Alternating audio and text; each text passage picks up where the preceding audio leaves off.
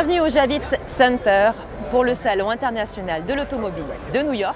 J'ai mon badge, c'est parti.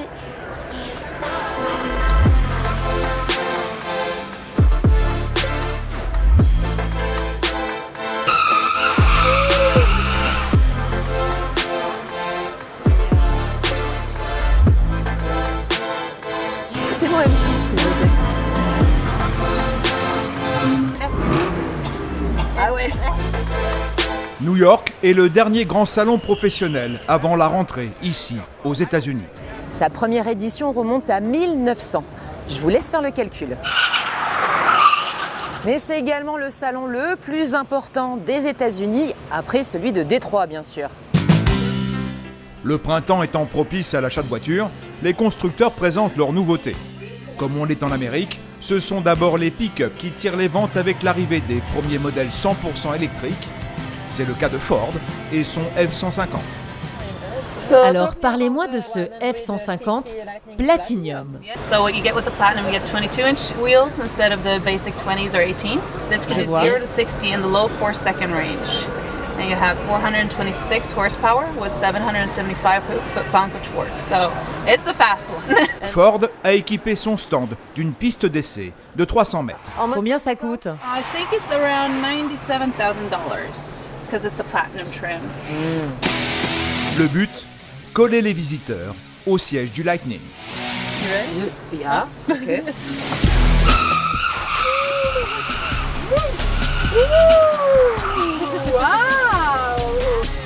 La vache! Une accélération de 911 Carrera, pas mal pour un pick-up de plus de 3 tonnes.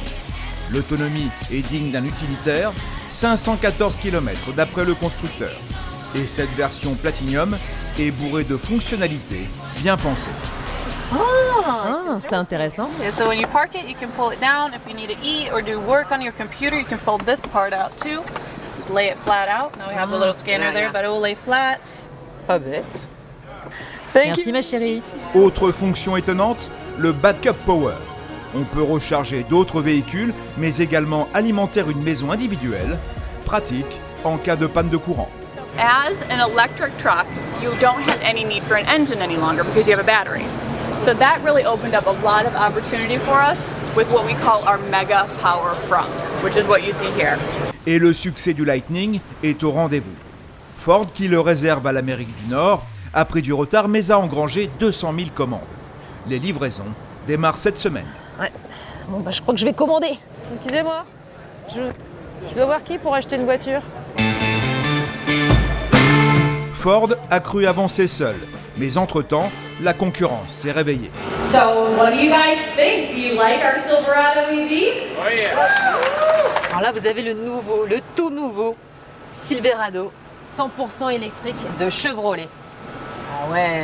Le constructeur l'a déjà montré à Chicago il y a 2 mois.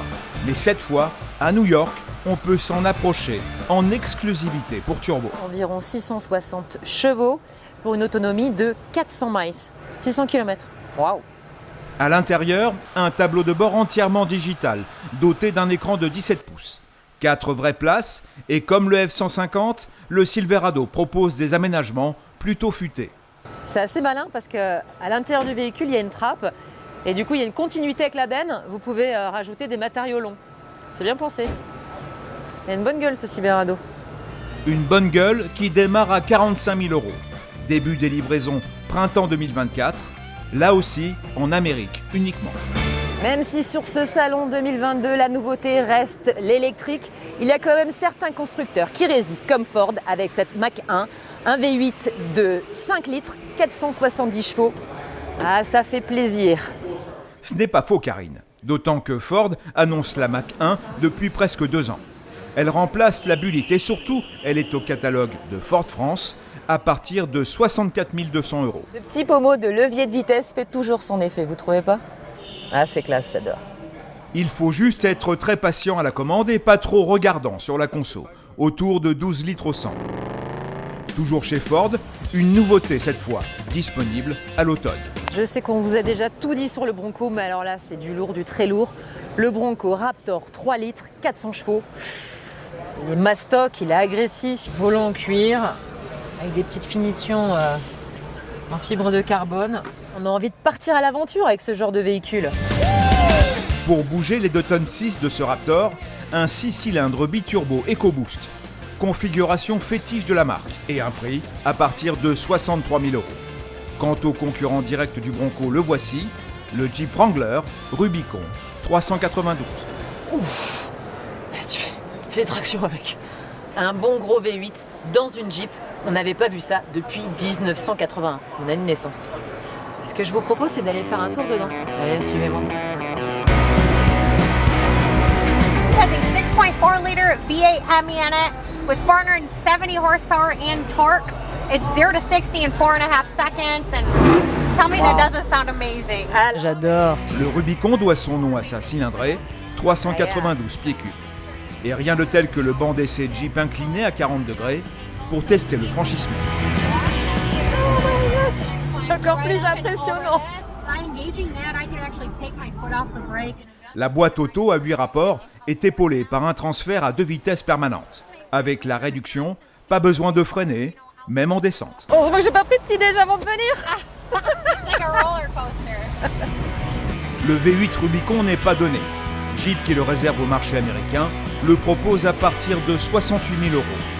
Merci beaucoup, c'était cool.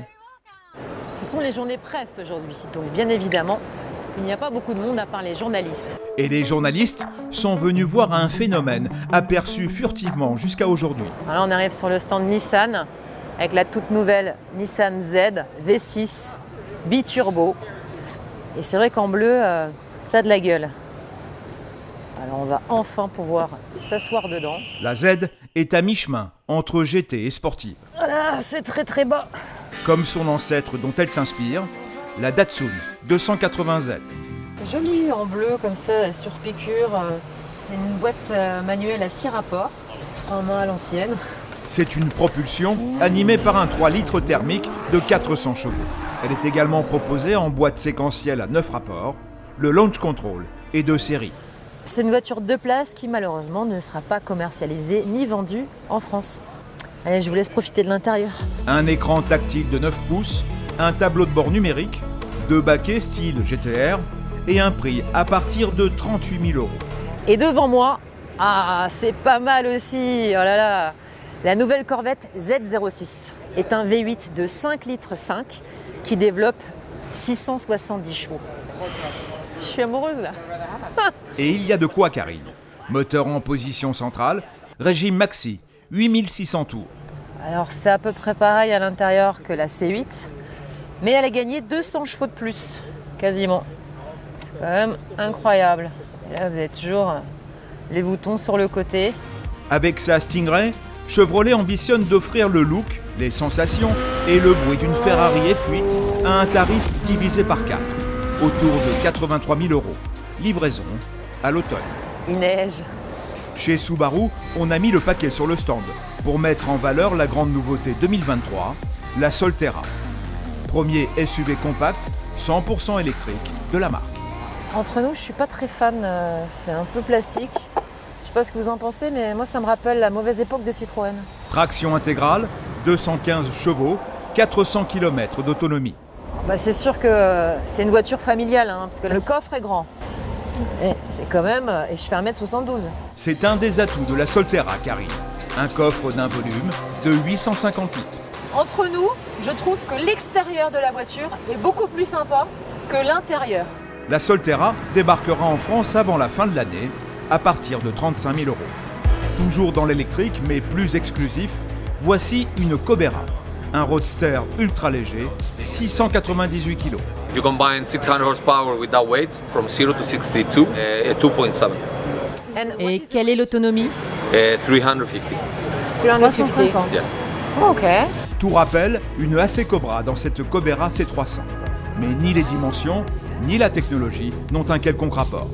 Sur la C300, 2 moteurs électriques, un couple de 5500 Nm, 4 roues motrices et quelques subtilités. Ah ouais, ça vibre également, il n'y a pas que le son, il y a aussi les vibrations. Non, et l'intérieur est magnifique. La carrosserie en carbone est designée en Italie. L'assemblage est américain, les moteurs sont hongrois et le plein se fait par ces 2 prises. So if you have power enough, you can charge the battery from 0 to 100% in 11 minutes. Il est 11 minutes. Non, vous plaisantez. If you have the power enough, you can. Pour la C300, comptez 200 000 €. Un prix tout à fait raisonnable quand on le compare à celui de la Deus. Véritable événement de ce salon de New York. En exclusivité pour Turbo, je vous présente la voiture la plus chère du salon. 2,5 millions, 100% électrique, la Deus Vayan. 2200 chevaux. Bien évidemment, c'est une voiture électrique, mais ça va aller à 400 km/h avec, c'est un truc de dingue. Oh, alors forcément, hyper design, hein, on reconnaît la touche italienne. Et derrière, il n'y a pas n'importe qui, c'est une motorisation et un châssis Williams. On est bien. La Deus Vayan, c'est la voiture électrique de tous les superlatifs. Le prix, la vitesse et un 0 à 100 en 2 secondes. Cette hypercar sera produite à 99 exemplaires. Et d'après nos informations, 3 Vayan ont été commandés en France. Bon voilà, je vous ai à peu près tout dit sur le New York Auto Show. Il ne me reste plus qu'à vous souhaiter un bon dimanche sur M6 bien sûr.